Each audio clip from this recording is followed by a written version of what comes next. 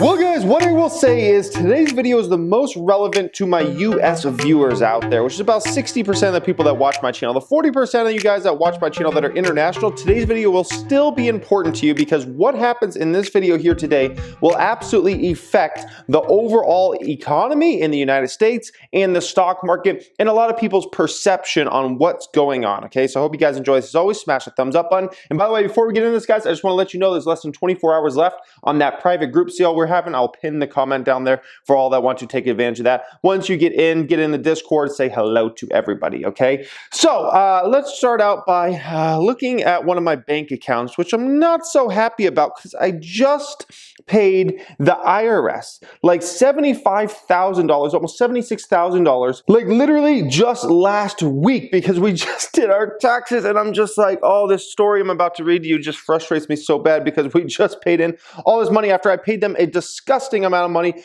throughout 2019. We paid this large amount that's just literally just, oh, it's just gone. It's just gone. And here we are. Treasury and IRS to delay tax season deadline by 90 days. Oh man. Oh man.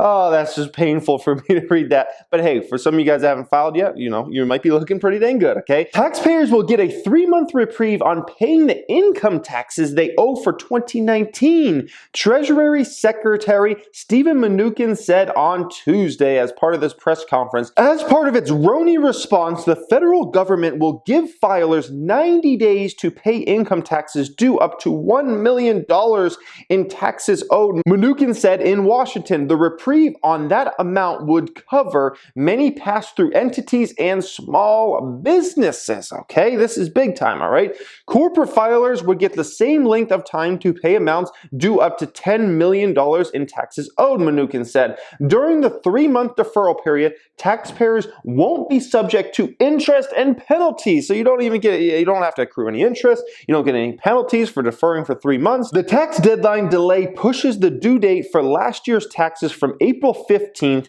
to July 15th, okay? Now, you might want to ask yourself, you know, well, what if you're somebody that's in a position that you would actually get a tax return, like you would actually get money back from the IRS? What do you do in that situation? Well, they say, we encourage those Americans who can file their taxes to continue to file their taxes on April 15th, Mnuchin said, because for many Americans, you will get tax refunds. So for a lot of you guys that might be in a situation where you're looking to get a refund, like definitely still file your taxes ASAP and try to get that payment ASAP. But if you're somebody like myself, for instance, that still owed the government a ton of money, even though you might have paid in a ton of money in 2019, for somebody like myself, like, it would have been nice to get this delay, you know, like literally just like 2 weeks ago before we filed taxes or something like that. But it is what it is. So for all you guys that are late filers, hey, you know what?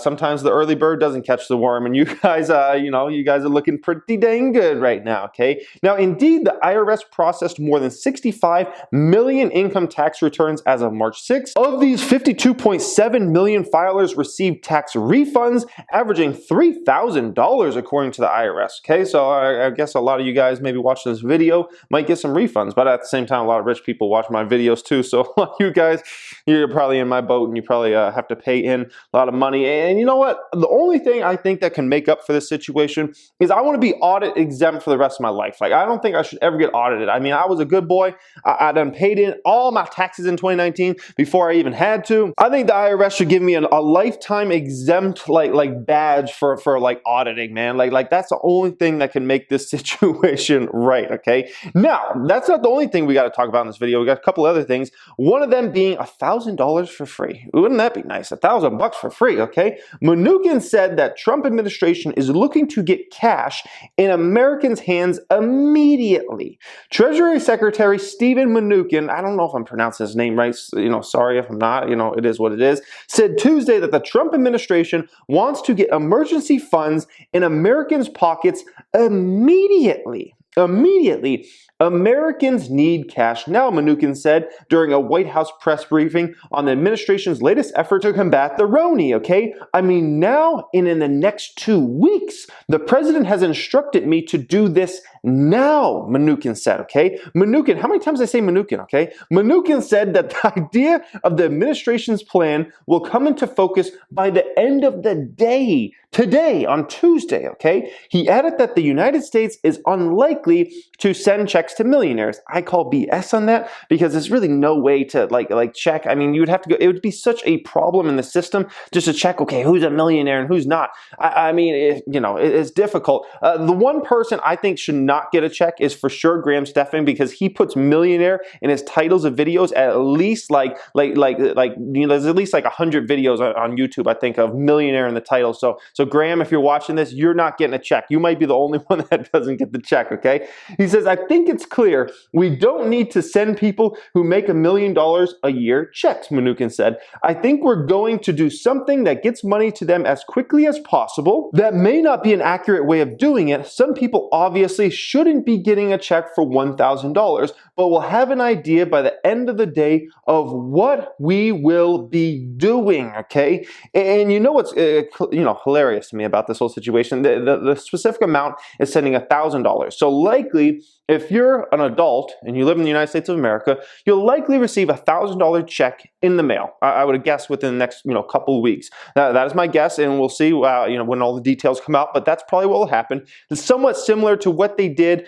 Basically, I think it was around 2001, 2002. Bush actually sent like a $300. I think it was called a stimulus check or something like that. And I remember my parents actually got one. I was probably a teenager back then, or 11 years old or something like that. And I remember they got like $300, and I don't know. I guess the money was to be spent out there in the economy. And now they're talking about $1,000. It's just hilarious to me that the specific amount is $1,000, because remember the Yang gang, Andrew Yang? Like, remember his plan was to send $1,000 to each person each month. And it's funny, I guess supposedly his phone is like blowing up now as the White House is considering sending these $1,000 checks to Americans. It's funny how things work out like that, huh? And so needless to say, maybe the Yang gang, maybe they were onto something. I don't know. We'll see what happens over time. Now, the stock market is definitely liking what's kind of going on out there. I mean, the market's having a pretty decent day today. The Dow's up 1,000, over 1,000 actually as of right now, and there's still about an hour and a half, or a little under an hour and a half left in the trading day. Now, this market is extremely volatile, so I mean, I wouldn't be surprised if the Dow loses all its gains for the day at some point today, and I wouldn't be surprised if the Dow doesn't finish up